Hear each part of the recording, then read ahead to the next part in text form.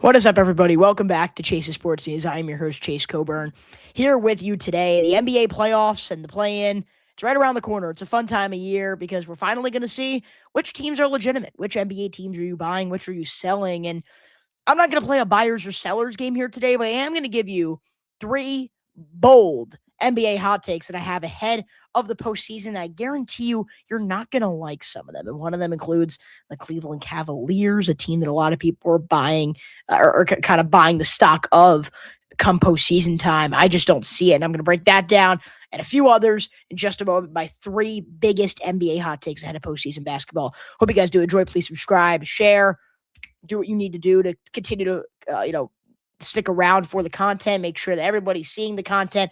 We're really looking forward to an awesome NBA season, and we have a lot of NFL draft coverage coming soon as well, so you guys aren't going to want to miss that. A lot to break down here on Chase's Sports News, so please subscribe, do what you need to do to keep up with all the fun content that we have, that we're going to be pushing out over in the next few weeks and beyond. All right, let's start off.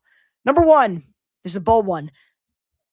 I personally believe that the Cleveland Cavaliers actually have the construction of a roster that can win an NBA championship and come out of the Eastern Conference. I say all that. The Cleveland Cavaliers are not worth taking seriously in the playoffs because they have one man, James Harden.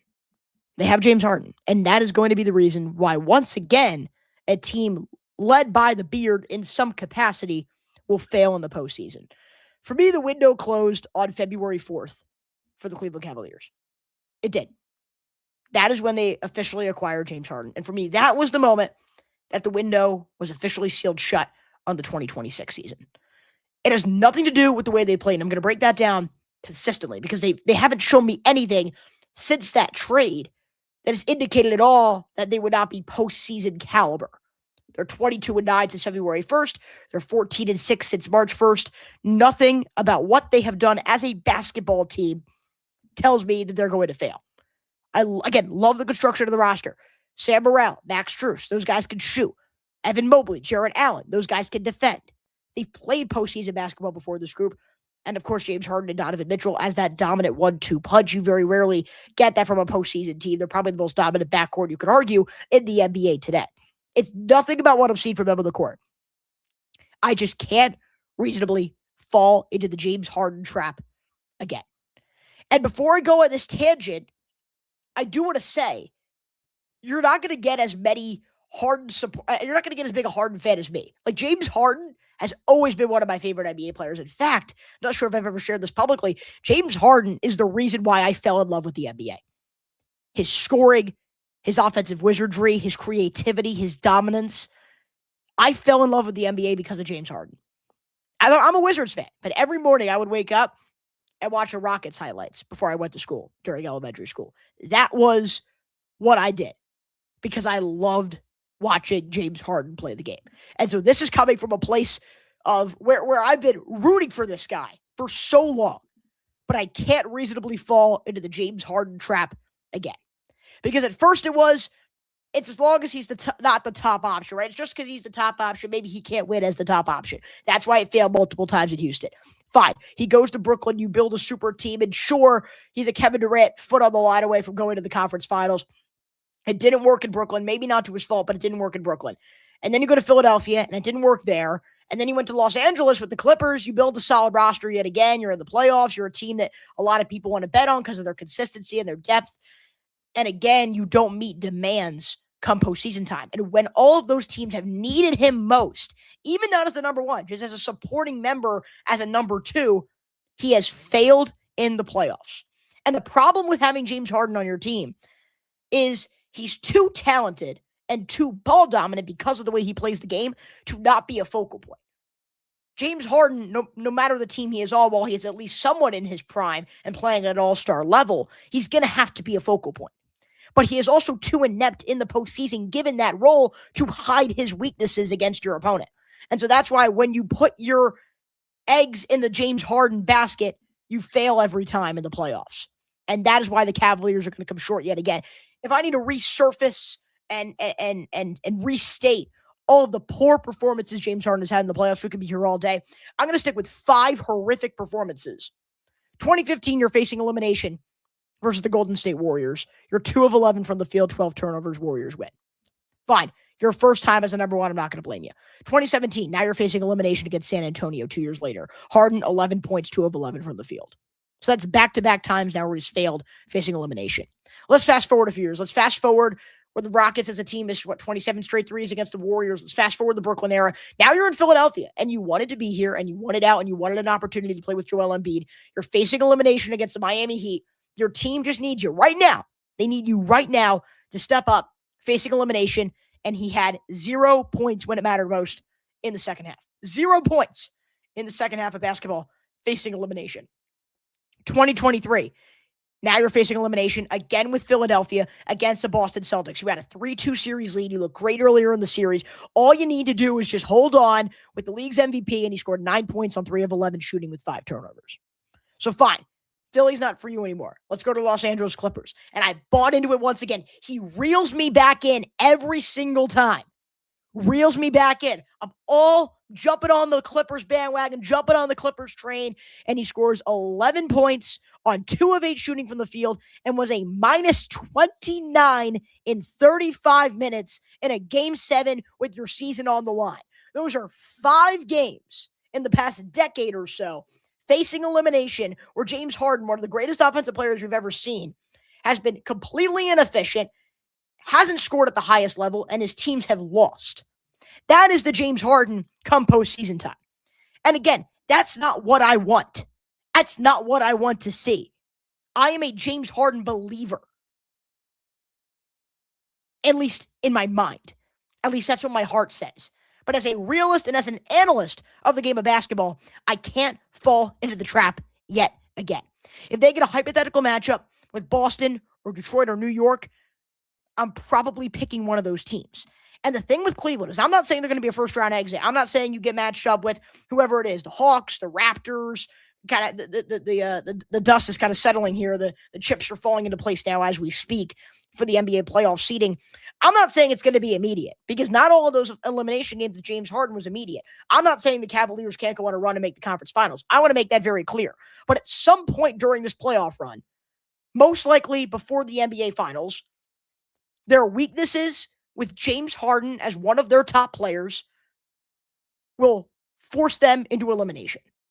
Because that is what has always happened with James Harden. Even as a number 2 to Kawhi Leonard, even as a number 2 to Joel Embiid, as a number 1, he continues to falter when it matters most.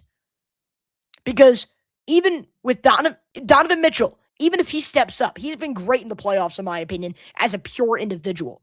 Even if he steps up, Harden has the usage and the role that, again, is too vast to hide his weaknesses. And I want to make this loud and clear. I want to see it.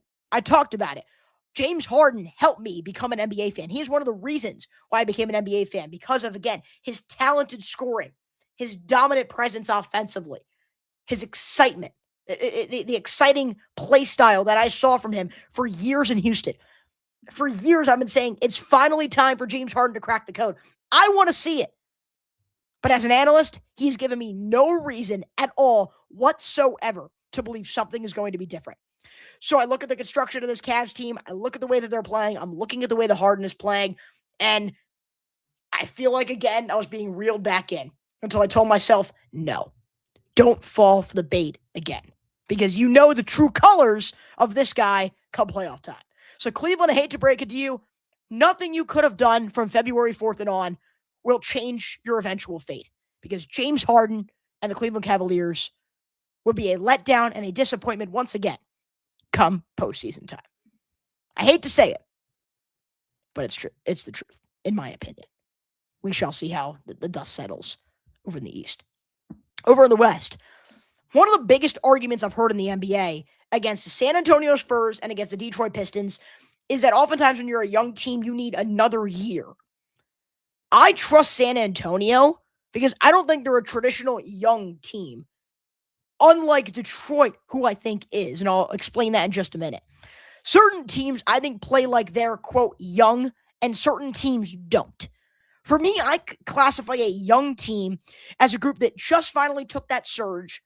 We haven't seen them much in postseason basketball, and they clearly have one big weakness. And usually from what I've seen from younger teams, the weakness is either a lack of a star power, a lack of a number one, or a true dependency on a number one. The gray area that wins you championships is when you have a number one, but a group that can step up behind him. What I've seen from young teams is a team like the Rockets last year that never had that transcendent superstar to get them to the promised land, or a team like the 2019 Milwaukee Bucks that had the transcendent MVP superstar, but didn't have the supporting cast to respond when that superstar was limited come postseason time, because playoff basketball is a whole other animal. And when you had to face playoff defenses to contain him, you didn't have the pieces. You weren't able to pick up those remaining pieces. The only pushback that people have on San Antonio is that they're young, but they don't play like one of those young teams. Because, again, they don't have those glaring weaknesses. They're not inconsistent against poor teams like a lot of younger teams are. And they have a lot of talent outside of their top guys. They have arguably the deepest lineup in the NBA. 8 guys scoring 10 or more points.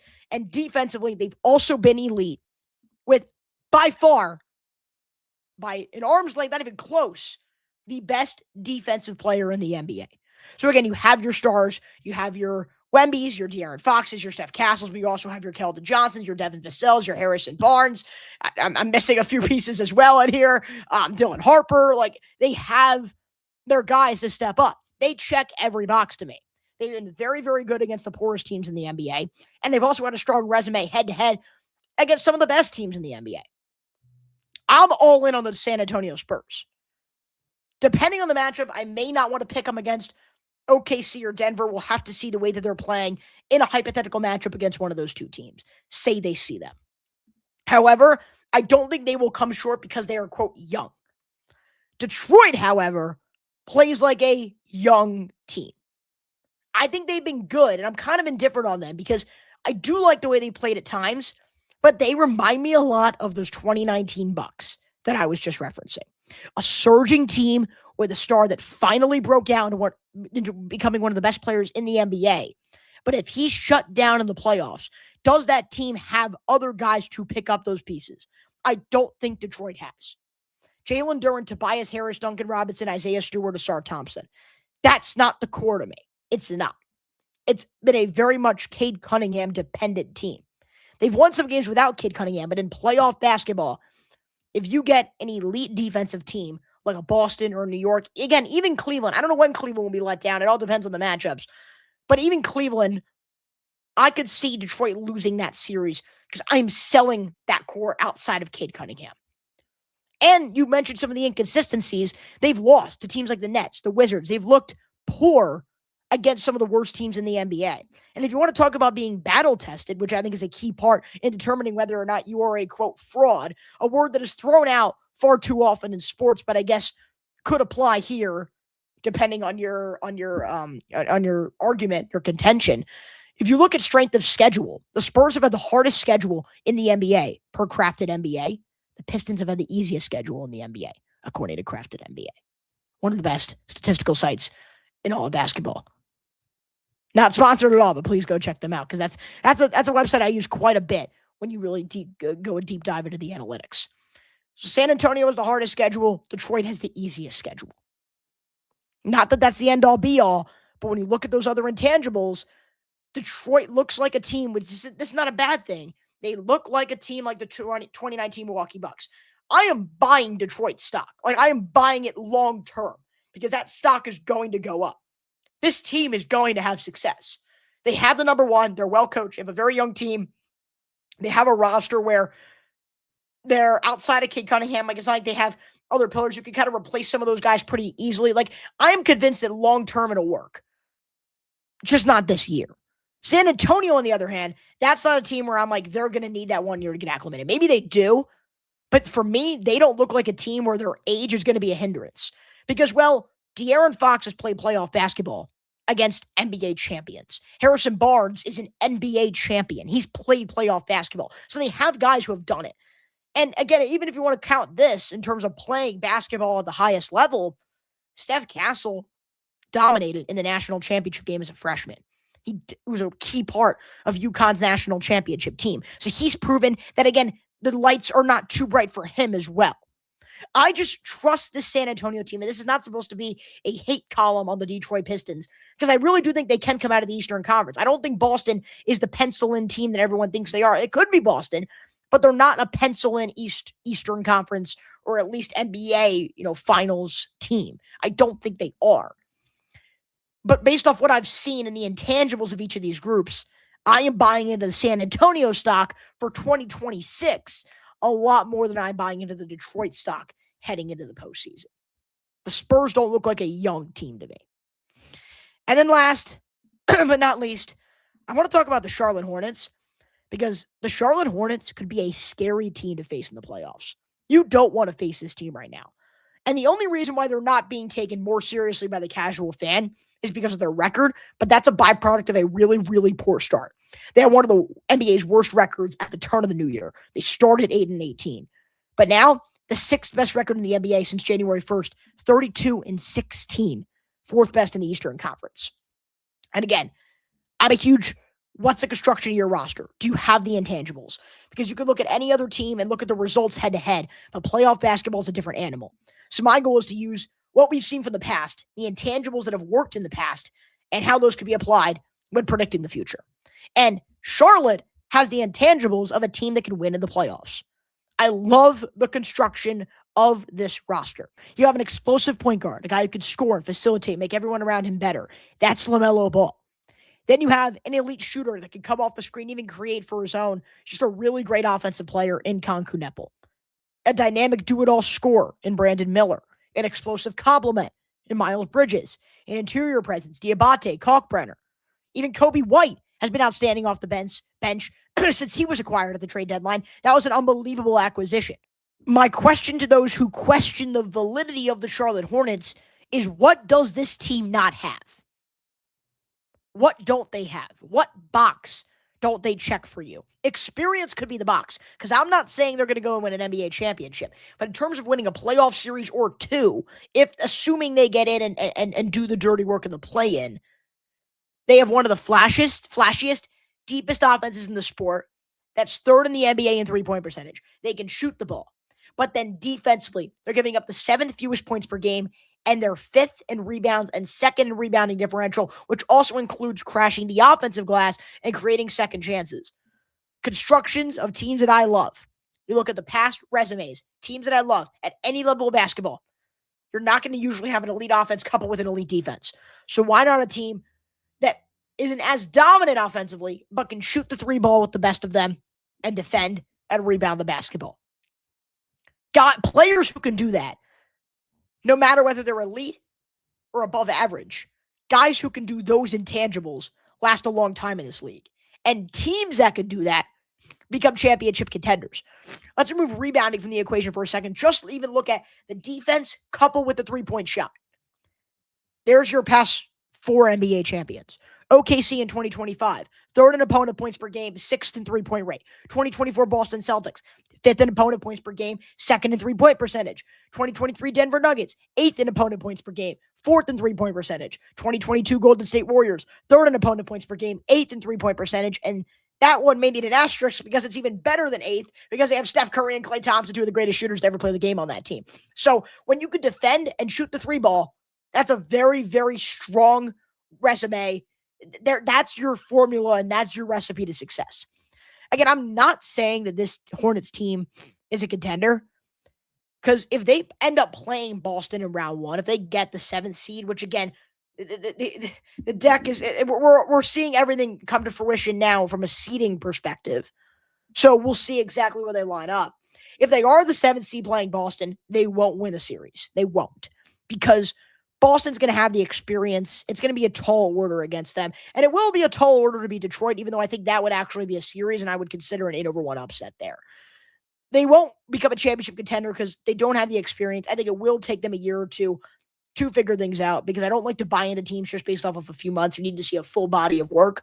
But I absolutely love this Hornets group. And you can't tell me there's a team in the Eastern Conference that would gladly welcome a matchup with Charlotte right now. You can't. Because there's another element as well. They're like 7th or 8th in the NBA in net rating. For as poorly as they played, their losses are usually by close margins and their wins are usually by large margins. That is also another intangible of a group that can have postseason success. So again, I'm not saying it's going to come to fruition now, but I'm just telling you, Charlotte could make some noise in this year's playoffs. And don't be surprised if they do. And that could include winning a playoff series or two if things go their way come April and May. Hope you guys did enjoy this edition of Chase's Sports News. 3 flaming hot NBA hot takes. Hope you guys did enjoy. And look, it's going to be a really, really fun NBA playoffs. And a lot of what I said could come true and a lot of it can't. And that's what makes this all so much fun. Because when you reach the playoffs, anything can happen. I mean, we've seen what? An 8th seed in the finals, a 4th seed, a 5th seed. Like when you look back on recent history, it doesn't go chalk. And so that's kind of the beauty and the beast of predicting this sport. Is there's no right answer, there's no wrong answer until you watch it all come to fruition on the court. And I appreciate you guys sticking along here for the journey during this year's NBA season. And stay tuned for even more NBA content, play-in predictions, NBA awards picks, and then, of course, predicting and then breaking down the intricacies of this year's NBA postseason basketball. Can't wait to break it all down. Thank you guys so much for tuning in. Signing off, I'm Chase Coburn saying so long. Stay tuned for more NBA content coming soon right here on Chase's Sports News.